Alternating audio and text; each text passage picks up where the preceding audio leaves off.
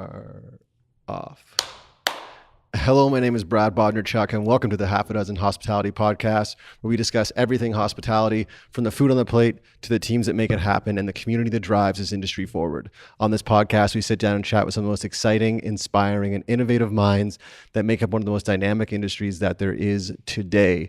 And today, I have the pleasure of being joined by none other than Mijune Pak. Welcome to the show. Thank you. Thank you so much for making time. I'm so happy to. I haven't used the windscreens for a while. Okay. But I was asked to by my sound engineer, Alita. So shout out to Alita. But I feel kind of weird because I can only see your eyes. So I feel like you're kind of like that hip hop. This is like super intense. Super intense. So I'm just reading your eyes right now. I can't see your mouth. That's good. The eyes say a lot. It's true. It's true. So again, thank you so much for making time. I really do appreciate it. For those of you that don't know, I reached out to Mijune in the background on Instagram, and she was kind enough to get back to me and give me her time, which, as I say in this podcast a lot, is the most valuable thing we all have. So I appreciate you giving your time to my project in this podcast. I was sitting around. I was waiting. I was like, when is he going to message me? Why haven't I done this yet? I know. It's amazing. Thank you so much. And again, if you guys are listening on iTunes, I encourage you to go check out the show on YouTube as well. We are sitting in the York room above the Hawksworth restaurant.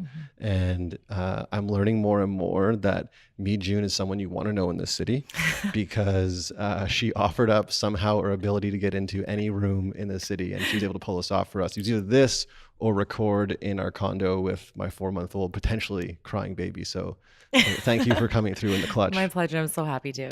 I'm going to go totally off the board here and throw something at you that may catch you off guard-ish, but I think you can handle it. Okay. I'm going to give you 3 names. Okay. And then I want you to tell me what they mean to you or if they even mean anything to you. Okay. Ludo Lefebvre. Yep. Yeah? Chef. Definitely. Yep. Very popular LA. chef. I ate there last year. Yeah, very cool. Tomac, Batoutois. There you go. Joji. Joji. Okay, you're going to have to tell me out. No, cool. Okay. And Rich Brian. No. Okay, cool. Exactly. Okay. So as I was sitting here waiting for this podcast to kick off, I found myself on YouTube.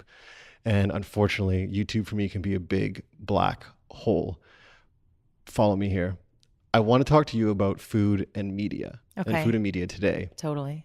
And how I think it's changing so much in regards to kind of who are the voices in media and food. And I came across Feast Mansion. It's a show on YouTube. I'm going to pass you my phone. And I want you to hit play. Okay. This is the first time I've ever done this on the show, but I want you to hit play. We'll run it for like 35 seconds, 45 seconds. And I just want to give me like your live play-by-play thoughts on what you're seeing on the screen. I'm going to hit play and pass it to you now. Oh, I feel like there's going to be a lot of opinions. Okay. Welcome to the Feast Mansion.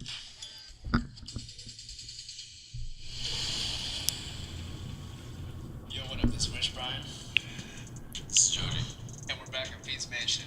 And today we're going to learn how to make omni rice because we can't do it ourselves because we're stupid. So we're going to invite Chef Ludo here. So, Oh, no way. So as Mijune's watching this, I'll give you guys kind of my take on this. Is I'm watching this show, and Ludo Lefebvre is someone I look up to. I think he's an amazing chef. He's pretty famous. And pretty these, big deal. yeah, and these two, I'm going to call them kids for lack of a better term, are artists, so hip hop artists or pop stars that have now somehow achieved themselves this cooking show. And on this cooking show, they're making an omelet with Chef Ludo, which obviously is a very French dish. Yeah. We can kind of cut it there, and we'll get into kind of what my intention of showing you that was. Okay, are they doing omelet or omni rice? They're doing omelet? they're doing omelet rice is like the intention, but he's showing them an omelet first. Gotcha. It's a good looking omelet. Okay. Yeah. All right. So the question I have for you is, how do you think food and media has changed? Why are we now watching these, again, lack of a better term, kids Totally. have their own cooking show on? It's a YouTube channel called First We Feast. I don't know if you know, they do the Hot Wing Challenge, which is like a super popular show right now where they get stars on the show. They go through these gauntlet of questions, and each question there's a hot wing, and they're getting like celebrities on that, like big celebrities, and they're getting Ludo Lefebvre I kind of on love the show. and hate it. Okay. Like even just right off just hearing that, I Yeah. kind of love and hate it because it's such a good idea. People will watch that. Like I want to watch that. I had no idea that even existed, but now you telling me, I'm like, oh my God, what questions do they ask? Like how many chicken wings do they eat? Right. Like I want to watch that now. And it's like, but then I don't really know if there's like, what's the substance? Exactly. Like what's the core of Yeah. this? And I don't know. It's a very love-hate relationship. And I feel like when I started in the industry, so that was about 2009. So that's maybe 9 years ago now. I started as a blog. So I was writing a lot and it was very, very detail oriented, like so many details about my restaurant experiences, about the food and tons of research being poured into it. And on average, each post I wrote would be 2,500 words on one restaurant every single day, Monday to Sunday. Good God. And this is no one was paying me, just like really like, like submersing myself into this industry and doing all that. And regardless of people reading it or not, it was kind of for myself. And things have just really changed then. I think that we are in this world where people are more visual. And I don't want to, everyone always just wants to blame like millennials. And the attention spans are just like so short and you can't give them anything longer than like 10 sentences. But it's just like, it's different. Like we're being bombarded with so many messages and there's so much stimulation that it's hard. It's hard. We're like constantly being distracted with something new. And so now with Instagram, it's like you can even say more if you wanted to. Like I'm still trying to say a lot on there, but you can't because everything's been whittled down to like an emoji. Right. And I just noticed on my Gmail too, and even on my responses for Instagram, they now have kind of predicted text, right? Yes. So you can, and I know that's existed for a while, but not on Gmail like that. Not when I can put like, hi, sorry for that. And it's like late reply, but I was out of town. And it's Exactly. like, yep, enter. Yeah. And it just kind of shoots that out for you. And then how I feel about a dish, I used to use words like, it was blah, blah, blah. This was so well complimented by blah, blah, blah. The textures, the mouthfeel, blah, blah, blah. And now it's just like emoji with two heart eyes. You know what I mean? Like that'll get the message across. And if you don't see it there, it means I didn't love the dish as much as, I didn't think it was amazing or whatever. So it's changing a lot. And definitely, like, I think shows like that will always have a place, especially when they're relatable. And I think that's the thing. It's like they're relatable, they're easy to understand. Yeah. I think when you're kind of going in the field, but mind you, now I'm going to trail off because I think that's what Bourdain did. He was kind of able to get True. Yeah. the masses to watch, but still talk about food with a lot of sophistication and still talk about food politics and history and culture and like real human issues. Right. But still make it cool enough that people would want to watch and entertain enough that people would want to watch. Totally. But do you think 18-year-old kids are watching it or 16-year-old kids? Yeah, that's the thing. The market is going to be different. Yeah. But I mean, the thing is, these kids, if they're getting chefs like, Ludo and like, celebrities and these pretty big names doing it, they're doing something right. Like people are watching. Yeah, I know. Right? I don't full on hate it. I'm actually intrigued by it, and I think the first kind of gateway. How do I say this? Like gateway celebrity for me to kind of align himself or herself with food that I was really surprised by, but now I respect is Action Bronson. I don't know if you know the name Action Bronson, hip hop artist. Used to be a chef. I like his music a lot. And now he has, he's written a book.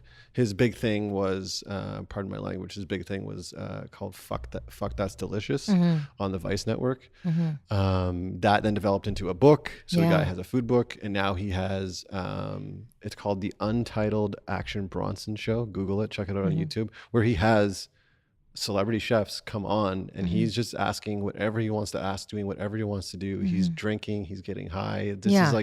This is now the Food Network revisited. Do you know what I mean? It's totally. Like a whole other way of consuming food media. So I just wanted to get your take on that and what you thought about these people now being a different voice for the industry, like Rich, Brian, and Joji. They're talking to a much younger audience, which I think is actually a positive.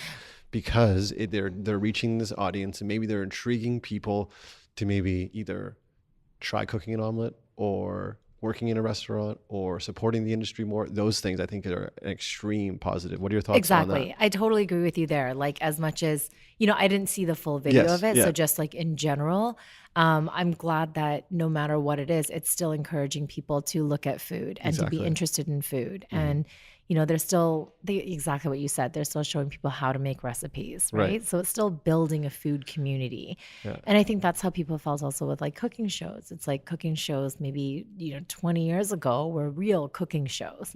And now you can kind of see, like different versions where it's mostly based on like convenience or ease because, time is so precious to everybody. Right. And I don't want to necessarily talk down about that, but it's just a different audience. Yeah. It's a different audience, different priorities, and they have their audience and then this other crowd will have theirs. Right. Yeah. Who in food media do you currently watch or admire or look up to? Who in food? Well, I guess you can say, I feel like everybody just kind of wanted like that whole Bourdain thing. Like he just kind of started a new thing. I think everybody was kind of obsessed with. Right. And then there was also like New York Times. Okay. I'll say I read that. Jonathan Gold. Yeah. I read his reviews. Okay. Pete Wells. It varies, but I just did a lot of my own personal kind of research. Like I learned so much just through these kind of things. That's cool. Meeting people, asking them questions, and then doing my own research. And yeah. Something you said earlier really resonated with me was you said you started your blog 9 years ago and you were doing it just for yourself. Yeah, I was doing it as a hobby. Yeah, and that to me is exactly what this podcast is. I've always loved podcasts, different topical podcasts, and I've always been super obsessed with food and people. And I really, when I bought this gear and asked for my friends to come on the show, I was doing it selfishly for me because I really, really wanted to do it. And now seeing what's happening, people that are listening and people that are tuning in, people like yourself giving time to come on the show, I'm just blown away. So did you have that realization, that moment where you had been doing it just for you? You had been writing this blog and spending the time and money to go to these restaurants and do those blog posts. Did you have a moment of going like, wow, this is like people are actually reading this and people actually look to me as a voice? Absolutely. I mean, I was writing every single day. I told myself I'm going to write. I could probably sustain this by writing once every 3 days.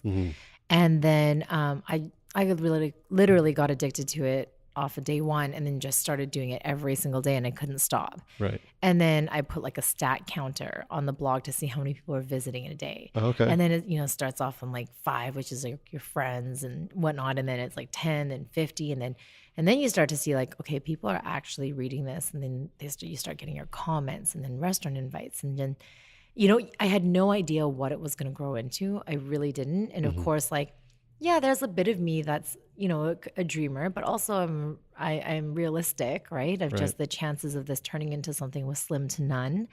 But that I just loved it and I was doing it for myself. And I just kind of kept going. And then it was probably about a year before I realized like, all right, I really need to make a decision of what I want to do. And I felt like, 9-10 years ago, I had less risks, right? Like I didn't, I was able to take the leap and you couldn't always just have one foot in and one foot out. It's just kind of like, okay, let's just jump in and then you sink or you swim. Yeah. Right. And then if you're capable of hard work, although sometimes that's not necessarily true too, because some people do put in so much hard work and you just don't end up moving anywhere. True. Right. But you really have to like stick with it. That's a key right there. Yeah. You have to stick with it. It's like consistency, persistence, determination, lots and lots of hard work. Like definitely there's very few people who are just like picked off the street and like, okay, let's put you on Food Network. Okay, let's give you this opportunity. It's like, it's a lot of hard work behind the scenes. And it's just like, it was definitely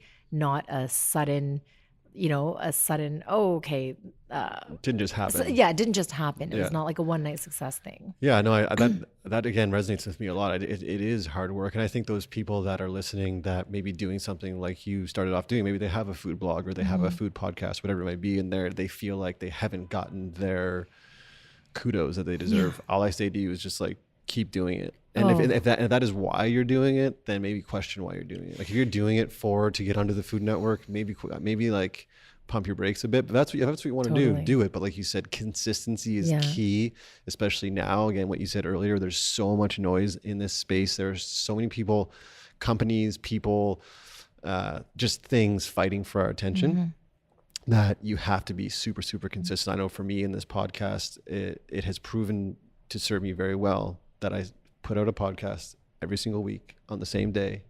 And again, I'm doing it for me. And you saying like keep working hard, and some people that don't get that reward, it reminds me of that farmer that plants a seed. Just because he waters it and doesn't grow, he doesn't just stop watering it. Exactly. Right? He keeps going back and keeps going back and keeps. And if that seed doesn't flower, guess what? He doesn't stop. He puts another seed or changes what, you know what I mean? So I think that could speak to a lot of people in regards to just keeping your head down and working hard. Do you feel like with the opportunities that you've created for yourself, and let's just talk about quickly like the Food Network opportunity that you have, do you feel like there are some people that are throwing some, as the kids would say, shade or hate at like, who are you to be in a position like that, or has it been all love, all support? You know, probably a little bit of mixed. And then I'm sure there's a lot of opinions that I don't know either. Right. And I'm okay with that. Yeah. But in terms of my city in Vancouver, I think that they've been incredibly supportive. Like, of course, you're going to have your haters there, and that's fine. But I think the majority of people have been super supportive. Just when I announced it, and, you know, sharing photos and liking it, sending messages, and just like, they've really seen me kind of grow. You know, because doing this for 9 years, like, I've known a lot of this industry for 9 years. They've literally seen me blogging on this website, and then, you know, going to these events, and then, you know, doing getting a column in the newspaper, and then doing this on local TV, and then doing that on this contest, and then judging that competition. Like, they've really seen it happen. So I think that that's actually really special. That actually got me emotional, because I was talking about that last week on another panel. And then I was just like, everyone in the room, I was like, not everyone's, you know, watching my life, but I made it public, right? I made my life public, and I invited kind of people to see what was happening. And it's kind of weird, because I am in this business of a little bit of like self-promotion, right? And people are following you along this journey. And so I feel like they were rooting for me. Not everybody, but definitely friends, family, and people you didn't even know were watching, you know, sent comments. And then you were like, I didn't even know you were watching. I had no idea. Like, even you, I was like, I don't know how you knew me. I was like, how did you find my name? Right. You know, and yes, it's like you've heard my name here and there, but still, like, there's a lot of people in this industry. And then I think in other cities, and this is where I kind of forget, it's like when I hit Toronto, you know, and my last few years, I've been to Toronto a lot for work and stuff. And I felt like with that city, like, I did not just walk in there just thinking, okay, I'm gonna like own the city, or like everyone should know who I am now. Like, not at all. I was just like, you know, okay, I'm gonna go out there, like dine out at restaurants like I always have been, because I love doing that. You know, go to restaurants, support them, be a customer of their restaurants, and just like, you know, start from the ground again, right? And just like meet the industry and get kind of like their respect or friendship or some sort of relationship going. Right. So they don't just think like, who is this chick? Like, who's from Vancouver, like some kind of blogger that's on Food Network now judging food. Right. Like, we don't even know who she is. Maybe in Vancouver they know, but like, we have no idea. And I totally get that. So it's like, okay, let's like start from scratch, and let me just show you, like, you know, you kind of have to like prove yourself again, right? And eat a big, like a humble pie all the time, right? Exactly. And now with, you know, Food Network, then of course, like, there is a lot of people that do watch it, and they watch the show, which is great. We love them. And then, but I forget. So I was in Calgary last week, and I was hosting an event out there. And then I went to the airport, and then I was standing in line, and then this girl comes up to me. She's like, "Are you Mijune Pak?" And I was like, "Oh yeah, did I drop my passport?" And she's like, "No, I watched Top Chef." And I was like, "Oh, awesome." And I was like, "So how did you know it was me?" She's like, "'Cause you're on TV." I was like, "Oh, right. Okay." I just, like, I don't think of it when I'm outside of my city, right? It doesn't even hit me. That's so cool. Yeah, it is. It's really cool. Yeah. I think if you can hang on to that kind of innocence and ignorance, it's going to be so valuable for you if and when you keep blowing up. I think it's awesome. And I think That's such a important trait for anyone that is experiencing any level of success, is to always stay humble. Yeah. Because I think it will speak to so many more people, Yeah. and then your message can reach such a larger population, because that I can associate with that. Whereas if someone's walking around with like bodyguards and sunglasses on inside, I just kind of question like, okay, are they a bit high on themselves? Or do they actually need sunglasses on inside? Yeah, exactly. Do you ever have, this comes up a lot on the show with chefs. Do you ever have any like feelings of like an imposter syndrome? Like, why are people trusting me to rate their food? Like, who am I to say? Do you have that at all? Or do you always have this like, I know I got this, I can do this? Or Sometimes, definitely. Like, yeah, sometimes I do that when you start to second guess yourself and then you start to question, like, do I know this? But the thing is, like, the more I learn about something, the more I realize the less I know about it. 100%. It's you know what I mean? It's just like, okay, I know everything about the technique, the what to look for in an omelet, about the history of an egg, about how blah blah blah. And then after, then you start like, you read another article or you see a chef show you another technique or something else, and you're just like, I didn't know damn that. it, I gotta go back to basics. Like, I had no idea. So I feel like that's always happening. Like, you're always trying to educate yourself and keep on top of everything, because people are looking at you as a voice of, you know, credibility and authority. And you know, even doing Top Chef, like, of course, super proud of it, and like, I love doing it. But then there are sometimes when you question yourself and you're like, is that right? Or Right. like, you know, did I get that right? And then, you know, I'm with a panel of other judges that are equally as credible and coming from different backgrounds. And then they'll say something that kind of questions your opinion. You're just like, oh my gosh. You're like, maybe I need to, is the chef right? Or is the critic right? Like, you have no idea, Yeah. right? So definitely, like, sometimes that'll happen. And then you just kind of have to, you know, sometimes I'll need reassurance from either like friends or family, or heck, even the producer, you know, or even like Janet Zuccherini. Like, she's my fellow co-judge on there. Like, sometimes she'll just be like, you know, off camera, she'll be like, Mijune, like, are you okay? I'm like, yeah. She's like, you're not being yourself. I was like, I'm not. And she's like, you're holding back. Like, they can sense it because now they've known you for a few years, a few seasons, right? And she's like, why are you holding back? And it's like, because I'm second guessing myself. I'm second guessing if I'm right. I'm second guessing if I'm qualified. I'm second guessing what I'm saying. And then she's like, stop it. Stop it. She's like, be yourself. Like, you got this, you know? And so, of course, like, of course, there's some times when you definitely need, you know, some people telling you like, okay, no, like, you're qualified. You can do this, da, da, da, da. And I think that's also important, right? Is like to, well, not like, to not always think though that you know everything, 100%. right? And then Because that's impossible. One. it's totally impossible. It's totally impossible. Yeah. This gentleman I follow, his name is Zach Evanesh. He has nothing to do with food. He's a fitness guy, but something he says that I absolutely love is kind of like a karate type analogy. He says, always be a white belt, which means never be a black belt, which means you never know everything. So step into every room, every situation, every interaction like a white belt, meaning you're just starting out, because you can teach me something that I don't know. Totally. Right? Because you've been somewhere that I haven't been, and I have never walked in your shoes. And I love that mindset, whether it comes to doing a podcast or meeting someone new out in the public or on a job, whatever it is. If you can get out of your own way and understand that it's impossible to know everything, sure, you can be really good at what you do.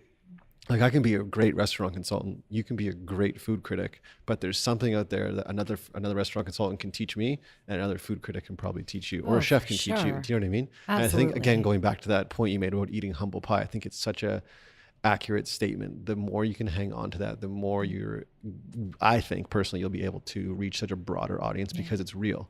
And be like, Yeah. look, I don't know everything, Totally. but I do know this. This dish is awesome, or this dish sucked. And I've made so many mistakes too, you know, Which is like, awesome, which is like, great. I started when I was, you know, really young. And then when I look back at some of the blogs, I was like, what the hell was I writing? I can't believe, like, this is so embarrassing. I just want to delete this all. And then part of me is like, just don't delete it. Like, Yeah, leave it own there. it. It's part of everything that's happened. Totally. So just like leave it. But at the same time, it's like, that just makes me reflect. I'm like, well, 10 years from now, I might be looking at something I said now and just being like, that was so wrong. So it's learning experience. Yeah. Constantly. I don't know who said it, but they said if the first version of what you put out is the best, you've waited too long. Like it should be shitty. Oh, It should be absolutely. like, I should listen to this podcast a year from now and be like, Brad, come on, you're better than that. Do you Yeah, know what I like mean? it was okay. Yeah, We did an okay job. It wasn't could- as so awesome. No, I mean like me personally, Yeah. I could ask better questions, or maybe like I shouldn't have showed that video at the start, or you know what I mean? Like No, we're totally. just learning. And I look at any and I don't want to call myself an artist, but I look at anyone doing something for themselves or just doing it unapologetically, like a singer-songwriter or a band. There are going to be songs on albums that they put out that they're not super jacked on, but they're going to put it out because it means something to them and they're just going to put it out. So with your blog, I mean, at that time you had this thought and this feeling and you just put it on paper, Yeah. proverbial paper, but and you just did it. And I think that deserves so much recognition and applause. And I'll say this at the end of the podcast again, but I think what you're doing, no matter if people love it or hate it, is so empowering because you're putting yourself out there. Like you said, you're allowing people into your life, which is not a small feat. Like that's being extremely vulnerable. Yeah. But I also think it's people like you that inspire other people like myself to do things like this. And just, you know what? Who knows? Maybe someone else that has a blog out there right now could end up on the Food Network. Totally. It is a possibility. absolutely. And you've proven it. Do you know what I mean? Thank you. So Thank you. kudos to you. Changing speeds a bit. How do you, Mijune, define hospitality? How do I define hospitality? Oh, so many. I mean, I guess in looking at the service industry, Anyway, just any way you interpret it. yeah, hospitality industry, working with people, dealing with people, probably the hardest thing to do. Yes. The hardest thing to do. And the thing is, I think it's kind of hard to find people who love doing it nowadays. And which is really sad because we're all in this hospitality industry. But like you mentioned, I don't know if it was before we started this, like the long hours, it's thankless. And it's so emotionally draining. And it's like that really has it's hard. And you don't get that many necessarily financial rewards from it. You get a lot of perks and it's a fun industry and I love it, but I don't know if what that word is now, hospitality. Yeah. Like sometimes I go into a restaurant, say it's like, I don't know, a hipster restaurant, whatever. I'm like, do you want me in here? Yeah. Like, I really don't know if you do, right? Or just like the entitlement, and I get it of like some people just like, this is what I cook. I don't care. Like, you're going to take it, and they're not accommodating to like allergies or like, we want you in 1 hour. But I get it. I get it. You have a business to run and everything like that. But sometimes it's just like, where is that hospitality? Yeah. Like, and it's an art to get good at, right? And it takes a lot of practice, but I don't know if people necessarily, or if we have that patience or to dedicate to. I'd love to forward you a really brief blog I wrote a few weeks ago, and the title was "My Concern with the Dining Scene." And my concern is exactly what you just mentioned, and I've talked about it ad nauseum on this podcast. So if you listen to all the episodes, I apologize, Mom. I'm talking to you. Yeah. But I talk about how I think we're losing what hospitality is, and I think there are many, many reasons why we are. But one that I'm really challenged by is the success of the model of the QSR, the quick service restaurant, because there is very little opportunity for me to be hospitable to you as my guest. You come in, you place your order, you pay for your order, you sit down, you eat, you leave. Especially with fast casual. Exactly. Yeah. Exactly. So whereas right now, you and I are sitting above a bit of an anomaly in the city. You don't see many restaurants like a Hawksworth, whereas white tablecloth, and you truly are taken through what I'll call like a dance, right? You are truly like romanced as you sit and dine. So what is your opinion on that in regards to trends in which this industry is going? Because my knowledge of the business side of things and doing the consultancy work that I do, the margins in a restaurant, again, Hawksworth is a bit of an anomaly, but most restaurants, traditional restaurants, the margins are so small. Yes. Whereas this quick service or fast casual, the margins are now reaching like double digits. Yep.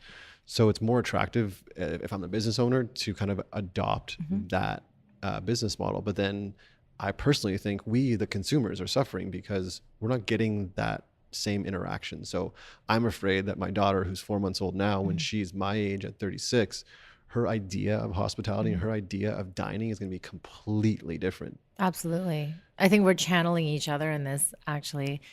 Because, well, with rents being like gastronomically high in Vancouver, it's really hard to make a dime opening a restaurant. So we are getting all these fast casual concepts.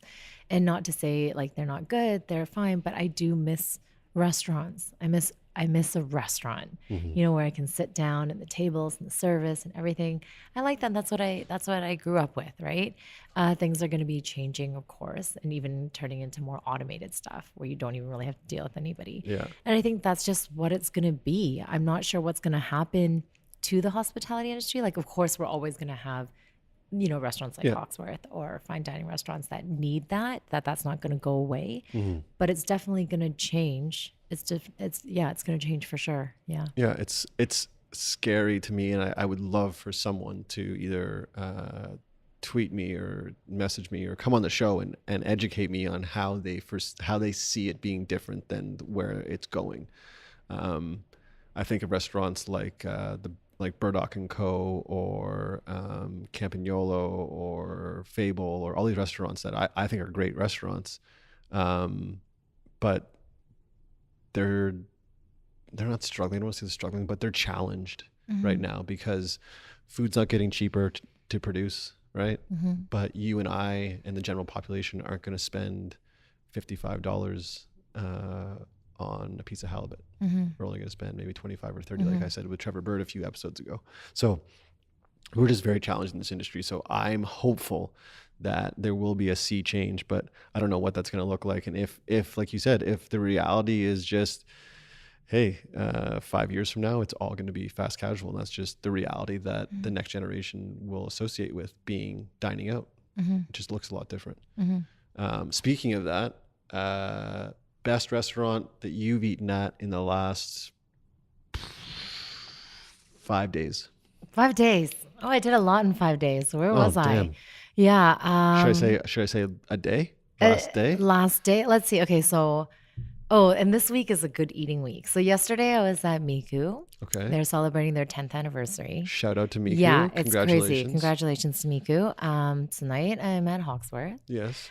Tomorrow I'm going to one of my favorites, which is the Pear Tree in Burnaby. I've never been. Jackie Ellis, a good friend of mine, Jackie Kai Ellis, shared that with me, and I haven't been, but I need to go check it out. Pear Tree is fabulous. Like it's very classic fine dining, probably like 30-seat restaurant. Scott Yeager and his wife Stephanie, they're always there. Super committed to the food, and they're not flipping tables or anything. It's all the way in Burnaby, right? Right. And it's not pretentious in the sense that you're gonna feel like fit or it's stuffy or whatever. Like, yes, are there white tablecloths? Absolutely. Is it formal? Yes, but it's such a freaking underpriced menu as well for what he's doing. Right. But it's fantastic. He's definitely one of the culinary godfathers in Canada.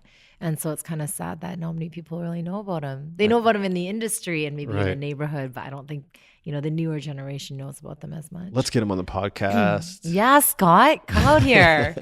I don't hear him talk that much, but maybe he will, yeah. Yeah, who knows? Put a mic in front of some people and just go on, which is awesome. I wanted to also talk to you a bit about this industry and something you mentioned, it being, again, thankless and hardworking and long hours. So when you are in a restaurant and dealing with a waiter or a waitress or a chef, what would you say you've seen change the most in their demeanor or their attitude in the last 5 to 10 years? Like, what's different now than it was 9 years ago when you first started your blog in regards to the way they carry themselves in the room? What is different? Yeah, to me specifically or just in general? To you specifically. What do you interpret? For sure. I mean, when I first started in the industry, I was very incognito. Okay. Like, I went in anonymous. I'm not introducing myself to people. I was very okay, go in, take my pictures. Nobody knows you because nobody knows you, right? And my photo wasn't anywhere. And then after a while, I was like, oh, okay, whatever. I'll throw my photo on. Yeah. And then you start kind of meeting people, and then you're invited to your first Van Mag Award. And then you see everybody, and then some people start to know your name, or you're the girl that writes those really long blog posts that are super honest, right? That have that I've definitely said not great things about restaurants. I definitely said glowing things about restaurants. There was both. There was just very honest restaurant experiences. And then I kind of felt like the outsider, like everybody just kind of had their groups already. And I was really young and this blogger that's just like, I don't know if people like you or they don't. And then just trying to feel like an in, like who am I going to talk to? I want to meet everybody though, but I don't really know. Honestly, I look back, I have no idea how I did it. That's the thing. I have no idea how, I know there was a lot of hard work, but I really don't know how I had the energy for it or the attitude for it or to stay positive about it. I have no idea what kept me going for that long and is still keeping me going because this industry is so hard. And it's so volatile. And I know it seems very glamorous on the surface. What do you mean hard? You're on TV and you get to eat out and fly around. It's just no, but in the back end, it's super, super scary. It is so volatile. You don't know where your future is really going to be because essentially you're freelance. Right. And so it's just okay, you could be in one day, then out the next day. You could be very easily replaceable. There's someone that's kind of right here, the competition for what jobs you want or what you want to do. There's very small positions. There's not that many positions available to do that. Right. And our jobs, they depend on ratings when it comes to TV land.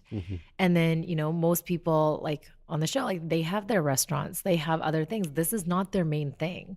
Right. And as well as I have other things ambassador programs, marketing things and hosting events and stuff like that. This is also a big thing for me. This is my thing, which is for them. It's this is not it's part of Mark's business. It's good for promotion and good for his business. Janet has 9 restaurants. You know what I mean? Chris is, so it's everyone, it's a scary industry, but I love it. And I think that the process is equally it's kind of something that, how do I say this? The process of getting there has to be enjoyable. Heck yeah. Yeah, it has to be enjoyable. And I think that it's interesting because I know that when you had the podcast with Trevor and you guys were saying when is it ever going to be enough? And I was totally asking myself the same question this last last little while. It's just when is it enough? Because when I was younger, when I first started, it was just I'm never going to be on Food Network, but even if I had a cameo, that would be super cool. Right. And then you have your cameo on another Food Network show or whatever it is. It's okay, cool. No, I actually kind of, maybe I could be on another one. Right. And then it's one day if I was ever on the Food Network or ever on any kind of network, that would be really cool. And then, then it comes 3 years ago and I was okay, now I did that. What's the next step? Okay, now that's not enough. When's the next thing? It's I already forgot about it. So what? I've been on it for 3 years. I need to keep going. There's got to be a bigger thing. Don't rest on your laurels or rest on what you have right now. Because the thing is too, with this job, it's it's not always going to be up here. Oh, there's been so many times when it's been down here when it's just oh my gosh, I don't really have any work right now. What, on the surface, sure, it might look like I work and I have to keep my social up and everything, but what am I going to do? And then it comes back up again. And it's just it's the times when you're down. Those are the most important. And I could not have even seen the lowest of the lows yet, you know? I'm sure I have, I'm sure there's going to be, hopefully not, but it happens like this. Yeah. It's not always going to be this. It's not always going to be up here. And it's the times when it comes here, what are you going to do? Yeah. I think the key is though, and I love what you showed there with your hands, the up and down. I think the key is that it is on a trajectory. So the ups are up and then it's down, but then the up is a little bit more up and then it's down, then it's a little more up. And I think that's you were saying, you get a little spot on the Food Network, then, what could I do else? Now you're on the food, you know what I mean? So I can kind of leverage and jump off of that stuff, which, you're totally right. I didn't even really look at it like that, but it's true. Yeah. I think there again, and I've said it on the show so many times, so I apologize for repeating myself, but I personally love struggle. There's beauty in the struggle. I really do believe that. And it was the author, Russian author Dostoevsky, who used to take all of his money and gamble it away on purpose. Who used to go out and gamble it nonsensically to make himself broke. Because when he was broke and he had nothing is when he became the most creative. And it's, I think it was Ernest Hemingway as well. I think it was Hemingway who I could be wrong here, but another famous author who used to put himself in near death situations because going through that, he then got even more creative. I get it. Do you know what I mean? I totally get it. As much as like, it's awesome when we're doing really well and people are tuning into the podcast and people are reading the blog and coming to your events and all those things and tuning into your show. But I think personally, like the real Brad Bodgerchuk is defined when no one's watching, there are no jobs, and it's just like quiet. Yeah. That's when you really prove yourself, because most people, again, this is generalizing, but most people will give up then and they'll go do something. They'll go take a regular job. Totally. So that's where you're like, okay, let's get creative. What can I do? Yeah. How can I reinvent myself? How can I, like you said, stay relevant? Yes. Right? Because someone else is nipping at your heels every single day. Totally. Like who am I to say I'm the best restaurant consultant in the city, in Canada, in this world? But I'm going to work my ass off to be just that. Exactly. And I don't take any, I'm not too, how do I say this without sounding egotistical? I'm not afraid to say that. Yeah. And I'm going to put the work in when there is no work. Yeah. You know what I mean? Definitely. So going back to what you were originally saying, I always like to say never too hie with the high and never too low with the lows. Right. Exactly. What would be, if you don't mind sharing, Mm-hmm. what would be in the recent past, a big high and then a big low? Let's see, a big high. The most recent big high it'd probably be Iron Chef Canada. Okay. I mean, that's a pretty big high. Yeah. I mean, I guess this summer it was, we just finished shooting Top Chef season 7. So knowing that we got renewed was amazing. And literally, like, we were like on the edge of our seats, like season after season. It's like, are you going to get renewed? I have no idea. Let's see if the ratings are going to be good. It really depends on the viewers. It's like, it doesn't matter if there's like advertisers, and it doesn't matter if the network supports it and there's like the producers want to do it again, and the cast wants to do it again, and people want to apply. If no one's watching, it's not gonna happen. Mm-hmm. So the viewers, like you guys listening and watching and hopefully watching, like that's what you determine kind of what I'm gonna do. How am I spending my next summer, which is only once 1 month of the year, right? But it's a very crucial month for me. And then they announced the first ever Iron Chef Canada, which was awesome. So the first ever Iron Chef Canada, they just launched the first episode last Wednesday. So it's every Wednesday on Food Network. You can get episodes online, just like Top Chef. Cool. And that was huge because, I got to be a guest judge on it. So the panel of judges rotate every episode, but so happy, to be on. It's kind of history in the making, right? Like this is the first ever Iron Chef Canada, a show that so many of us grew up watching. Big time. And then I literally, like as a kid, would be like, oh, it would be super cool to be one of those people that are like tasting the food, right? Like dreamland. And then now it's just like, what the heck happened? Like, am I actually doing this? Like, you kind of have to pinch yourself and just like, how did this happen? I don't even know if I'm aware of just like how big it is. Mm-hmm. And then, I guess disappointment wise, like, I mean, of course, again, this kind of goes back to, well, when is it ever going to be enough, right? So it's just like I don't know, maybe like a bigger role, that you just haven't gotten yet. Right. And right now, these are like great shows, but like, is there going to be another one? I'm not sure. Right. And you spend time working with like your agents and stuff like that on like building concepts and doing stuff. And sometimes it's like you throw a million things to the wall and like seeing what sticks. Mm-hmm. And it's kind of disappointing sometimes when you kind of see them all like slowly fall off the wall and you're like, well then, right? Now what? Yeah, now what? Now what? Do you feel that you put a lot of value or attention or energy into, I'll use the term likes, or people's feedback, or are you just like those rock stars we talked about a while ago producing those albums? You're just going to do what you do, and if people like it, amazing. If they don't, that's okay too. It's interesting. Like, I guess that's kind of engagement with the people following. When I first started the blog and everything, I answered like every single tweet, every single comment that I got, every single email, every single thing that someone sent me in, I answered, and it became not sustainable. Like, no one has ever really asked me about the burnout, And so I can talk about it here, but like, I completely burnt out. Like, I started as a blog. I don't even really blog anymore. Like I haven't written in years, but everybody knows you as that. And Follow Me Foodie still lives on there, but I haven't updated it in a really long time. And I'm scared to say that because I feel like if I say that, then you might get written off of certain opportunities that you could have had if you just didn't bring it up. But at the same time, like I couldn't do it anymore. I couldn't write every single day, literally 4 hours of sleep, like sleeping on the computer, like writing until I fell asleep on the computer and then just like waking up, like in emotionally just like crying or just whatever, because you haven't slept. And all you could think about, you sleep dreaming about the last page you read about artichokes or whatever it is you were reading. Yeah. And you wake up just wanting to continue to write about that. And it's just like, it ate me up. I knew it wasn't sustainable. I was like a hamster on wheels. I still feel like I'm a hamster on wheels. And it's just like, I don't know how to sustain this any longer. And then it's just like, I hated it. Like I had so many restaurants to write about and I didn't want to write a blog post if it wasn't the quality that I had set up for people to expect. So I tried that. I tried doing kind of like this. I'd show a photo and then I'd do a voiceover of what I thought of the food. Okay. And I'd use my mouse to be like, this component was blah, blah, blah.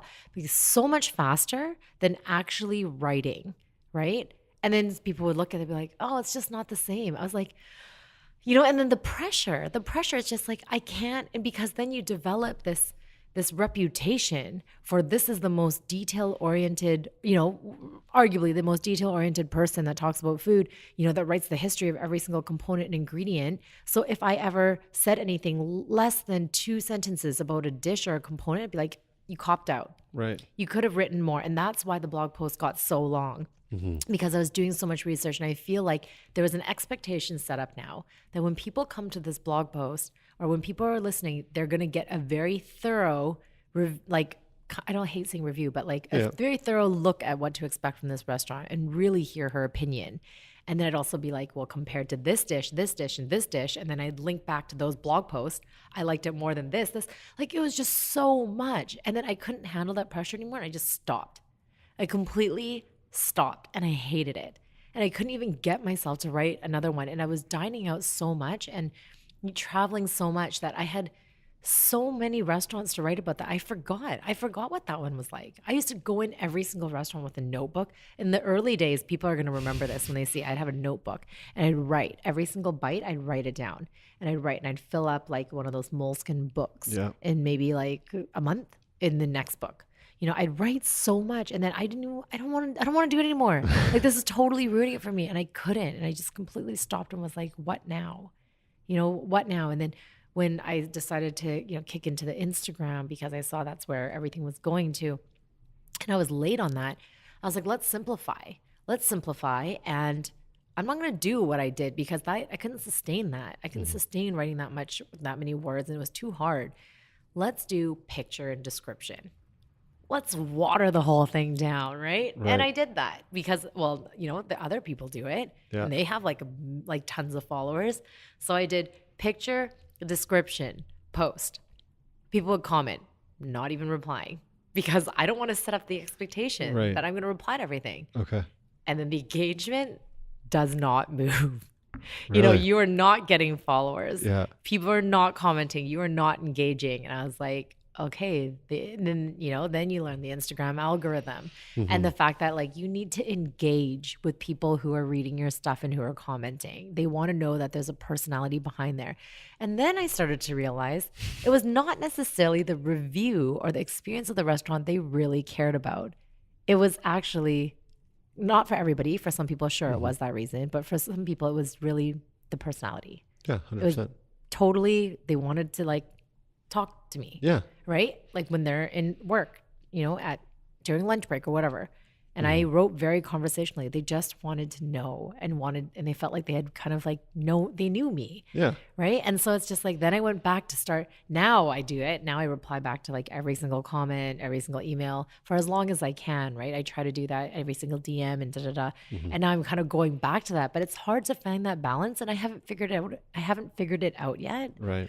And I think it's going to change like all the time. And I think each to their own. Like do what works for you. 100%. Yeah. When is the last time you had a meal away from your phone? away from my Like phone. your phone is not even in sight. Like, I don't, probably 10 years ago. Like, honestly, like probably before I started this. I don't even remember. It would only have to be if I accidentally left it at home or the battery died Right. or something like that. Or someone, I was at a restaurant and they said you weren't allowed to take photos. Maybe Okay. that's the last time. Okay. Because that, yeah. I'm surprised you have like a portable A little charger. charger in your. I do. I bring. Yes, I have I knew like it. the chargers, and then I always bring one just in case I'm at a restaurant. So unless I'm not allowed to take the photos, I'll always have that with me. Yeah. Do you ever struggle with that at all? Like do you feel like you can fully engage in the experience if that phone's always there? Like right now, I like to pride myself, and my partner Lindsay's going to doubt me on this, but I like to pride myself. Like I haven't even thought about my phone. Oh, good. But do you find it difficult to be like totally?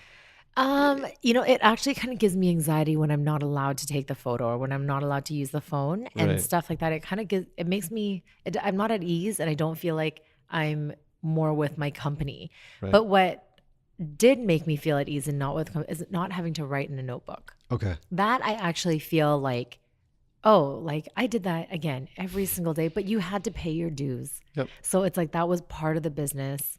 And like there was no plan, but that was kind of part of the plan, right? It's like I had to write every single day in that notebook. I had to not engage with my friends. I had to not even see my friends and family. Like there was the few years when I was really hustling hard, like I'm still hustling, but like when I was hustling really hard, starting the blog and stuff, like my friends wouldn't see me. I need to go home. I need to write.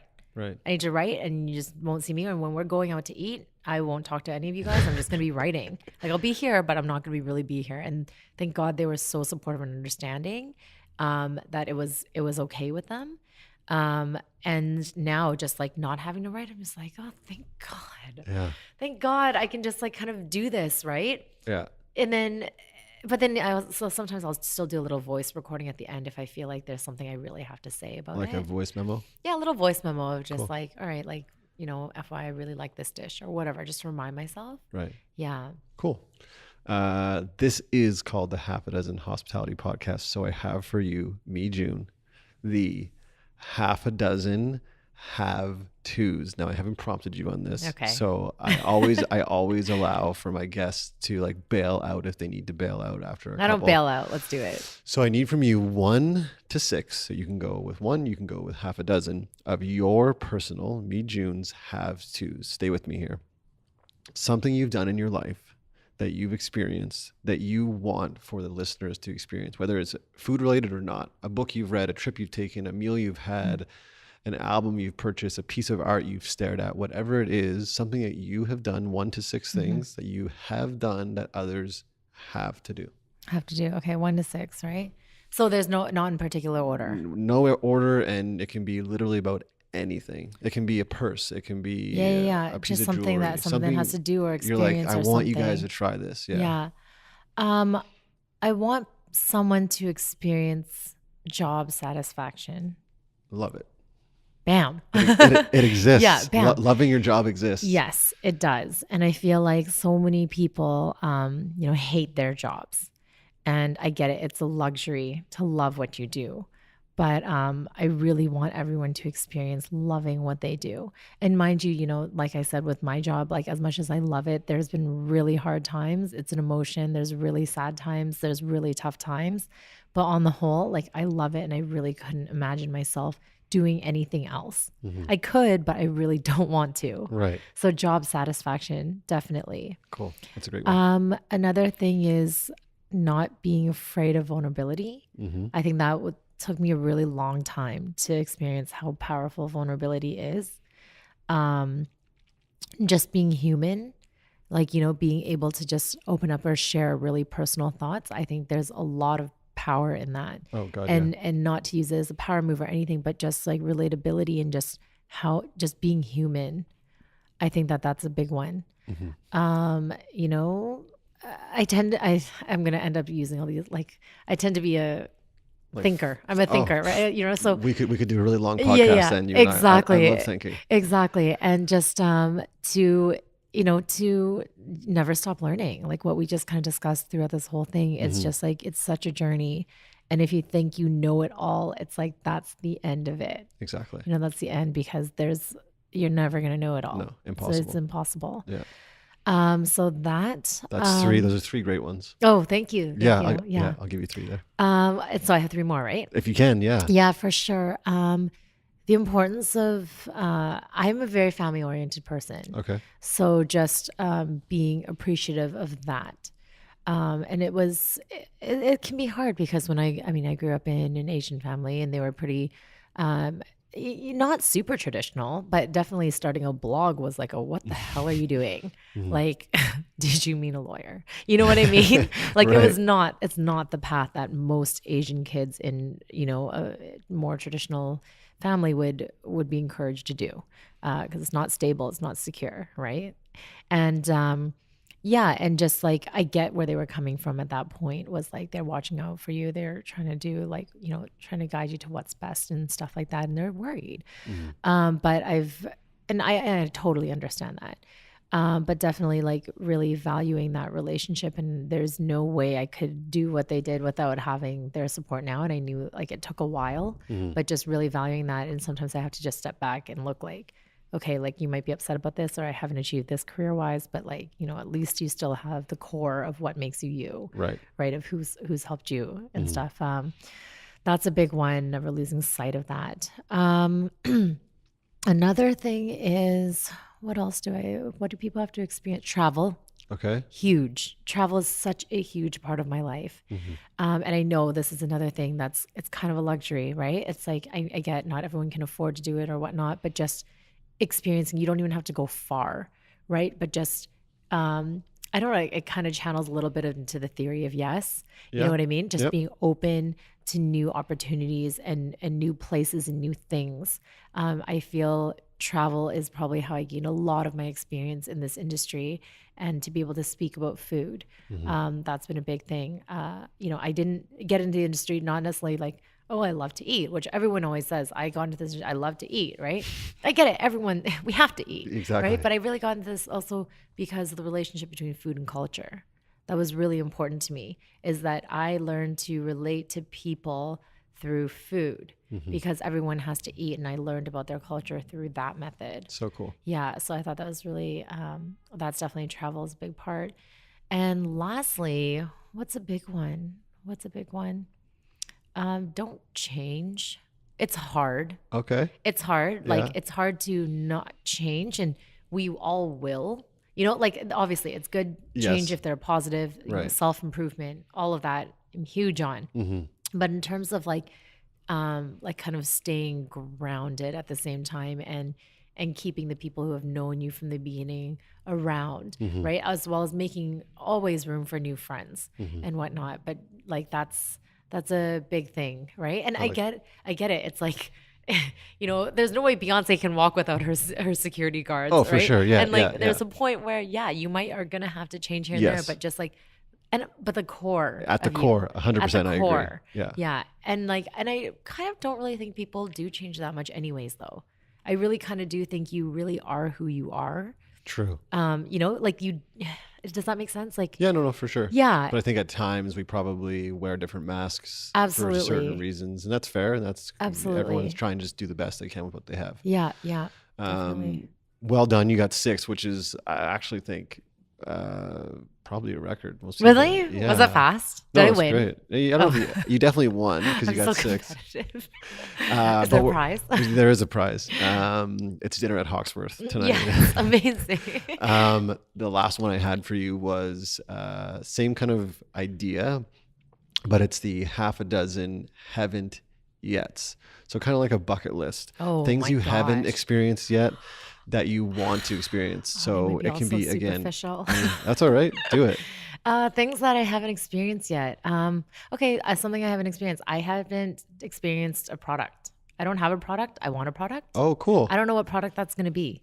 I'm kind of playing around with jewelry ideas. I like which, it. Very nice jewelry. Oh, thank you. Yeah. So this is actually I'm doing a collaboration line with another jewelry designers. But Can we give them a shout out? Yeah, sure. So your room is kind of her brand. She's based in New Delhi. Her name's Ashita. She does all handcrafted jewelry. Beautiful. This is kind of a piece right there. Yeah, it's stunning. So this is kind of prototypes. This isn't the prototype, but we've kind of co-collaborated on a collection that's going to come out, but I don't have it yet and it's still in the works. Okay. So a product. I definitely have never experienced a product because I've never had my own food product. I've never had a restaurant. I've never had clothing or whatever that's like, and I want to. Right now the product is me. Like literally, like I host the event, I go on TV, I do this, but I want like a product. I haven't experienced that. I like that. That's cool. So I want to do that. What else have I not experienced? I've never experienced, it would be great to travel around the world. Like that's a huge thing. I want to do a lot more research in the Middle East. I love that kind of cuisine. I love all kinds of cuisine, but I need to do more research about that because I don't feel confident enough talking about it yet. Okay. So I feel like, and this is extreme, yes, definitely, but I feel like I need to submerge myself in these cultures, in these countries, and you won't learn it in a couple weeks, but at least that gives me something more to work with. So that's something. What else do I want to experience? Oh my gosh, there's so much. I kind of, I don't really know jumping out of the plane. I don't know bungee jumping. I don't know. No? I kind of want to experience, I don't know, I might take this back. Like I'm not outdoorsy at all. Okay. I'm not very like camp or anything, but like Okay. I kind of want to like ride camels in a desert. Oh, Those like things. Yeah. A safari. I've never seen a safari before. That would be really cool. See, I feel like I'm going to get like superficial now. No, not at all. This is great. Yeah. What else do I want to do? I would love another platform to be able to share my stories. I don't know if that's ever going to happen, but like it would be cool if one day it did, right? I mean, I feel like everybody, like when they get to a certain point, like, I want, don't you want your own show? Or like, wouldn't it be cool if you own a show? It's like, yeah, it would be cool, but it's slim. Yeah. You know what I mean? Exactly. It's really, really tricky industry. So, that, there's what else do I want to do? I mean, my career is really important to me. And like, this is going to sound super superficial. So I almost don't even want to say it. That's why you should say it. I know, but it's almost even worse if I say it. No, go for it. I kind of want to be on I didn't know, like it's embarrassing. No, I almost do it. don't want to, like a 40 under 40 list. Oh yeah, no, I want to be on a 40 list. Oh, you do too? Okay, Yeah. high five. Yeah, Let's heck try to do that together. Yeah, no, totally. So yeah, that's something I wanted. Like it's like, and I don't know what makes me even remotely deserving or whatever, but some sort of 40, either if it's like influence or whatever it is, like I want to be able to do that. I want to feed hungry people in Africa. Yes. I haven't been able to do that. Mind you, I could do that. I could do that, exactly. What's stopping you from doing it tomorrow? But it's just like, you have to make that a priority. And it's just like, sometimes, and it's just, there's so many things and you just got to do it and make it a priority, but I haven't done it yet. I will send you an email when this is confirmed, and it will be confirmed. You can hold me to it, and listeners can hold me to it. I've been super inspired by a few people. Oh, actually, everyone on this podcast. And it's awesome because I get to choose who I interview, which is super cool. But I was especially inspired by Jess and Asha from Kula Foods. I don't know if you know Jess and Asha. They're doing vegan Kenyan food. Cool. It's delicious and they're amazing women. So shout out to you, Jess and Asha. Asha is from Kenya. And then I also had the opportunity of sitting down with Paul Bain from Just Tea. I don't know if you know the brand. Really nice tin with tea from Kenya, like the single purple. store. Yeah, purple. They just did the purple chocolate. I judged them for the BC New Product of the Year, and they won. Yeah. So Paul, father, son. Yeah, father, son, mother, and then other brother as well. But where I'm going with this is I'm going to Kenya, and I'm going to Kenya with people that have been on the podcast. I don't know how or when, but it's happening. This is happening. So I've told Paul about it. I'm now telling you about it. Awesome. I mentioned it to Jess and Asha, so I don't know what it's going to look like yet, but I want to go and I want to affect positive change, and I want to put food in people's mouths, both here in our city and our country, but in places like Kenya as well. So if you're down for a trip, I'm giving myself to 2019, so just a year. Yeah. So if you're down for a little excursion Okay. to Kenya, Throw those details over. Yeah, I definitely will. I definitely will. So Okay. that's one of my haven't yets, Yeah. and I want to do. And something you said that does really resonate with me, and I don't think there's any shame in it at all, is you mentioning the 40 under 40 list. And the reason I want to be on that list is because I want to take this podcast and I want to take my business in this industry and create positive change. I want to create opportunity for people. And I really, truly do want to somehow, some way figure out how to make healthy, nutritious food accessible. Like that is my goal. Is when I die, I want people to say he made a difference and he was able to make good, healthy food accessible. Like that's what I want to do. Geez, you're gonna make it on the list before I do. No, I gotta do it Goals, first. yeah. But one thing that I wanted to share with you that my coach says to me is GPS, goal, purpose, strategy.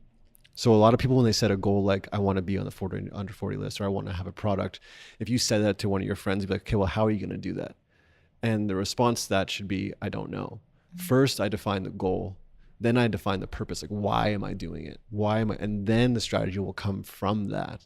Where a lot of people think about, okay, this is my goal. What's the strategy? But it has to be goal first, purpose second, then the strategy. And then another thing, if I can share it quickly, is he always tells me BEAR, bear, beliefs, emotions, actions, results. So your beliefs, what you truly believe, become your actions. Emotions. Okay. Then your emotions become your actions. Then your actions become your results. So again, I get that. So belief, you got to believe it first. All right. And then that leads to your emotions. Your emotions lead to your actions, and your actions lead to results. So I want to say that for the last 65 minutes and 51, 52, 53 seconds, I've been inspired getting to know more about you. And whether or not you were conscious about, I think, adopting that BEAR mindset 9 years ago, I believe that you did, and you just put your head down and did the work when there was probably a bunch of people, family, friends, and community saying, what are you doing? Who is this girl? Why is she doing this? Why are you going through all these moleskin books? But I am happy to say that I now know you on a different level outside of just Follow Me Foodie and the things I see on social media. And I'm extremely proud of what you've done. And I think you should be extremely proud of what you're doing. And I look forward to seeing how you grow your brand and how you positively impact this industry and others as well. So I want to take a moment to celebrate you and what you've done. So thank you so much. Thank you so much for having me on this. And I want to say that if you're out there and you don't currently follow or support Mijune, please go out and give her a follow. They can get you at where?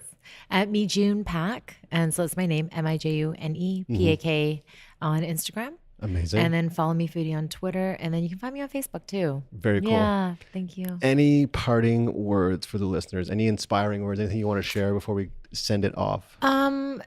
Thank you for having me on the show. Like, it's a real honor. And the thing is, like, yes, I've done interviews and stuff like that, but just seeing what you were doing and connecting with a lot of the people from my city, from Vancouver. And I was just like, I was kind of like, I don't know if I'm going to get asked to do this, but I want to. Very cool. I want to, because there's, you're just starting, right? You just started, you're not even a year old. Yeah. And it's just, there's nothing too small. And for me, it was more the importance of what you were doing with this podcast that was really important to me. And I'm really thankful that you're doing this. Thank you so much. Yeah, I want to give a platform to people like yourself to come on and tell their story. And there's more to you and more to Trevor Bird and more to everyone else that's been on the show than just kind of what meets the eye. So I hope that you feel like this has been and can be maybe in the future, again, a platform for you to come on and share more about who you truly are, because you and I aren't defined by what we say in this podcast necessarily, or what people see on social media. So having an opportunity and a platform, I think, is super special and super rare. So I'm happy again to facilitate that. And again, thank you so much for your time. As I say, it is the most valuable thing we have. So thank you so much for your time. Thank you. And I will see you on a plane to Kenya at some point next year. Yes, exactly. That's going to happen. Yes. Okay. GPS. We will GPS, goal, purpose, strategy, and bear, belief, emotion, action, results. Got it. Okay, guys, I am Brad Bodnerchuk. That is Mijune Pak. This is the Half a Dozen Hospitality Podcast. I want to thank you guys so much for tuning in as you do week in and week out. Be sure to tune in again next week for a brand new episode. And until then, guys, be good and do good. That's it. Bye. Thank you. Thanks was so much. awesome. That Thank was you. so much.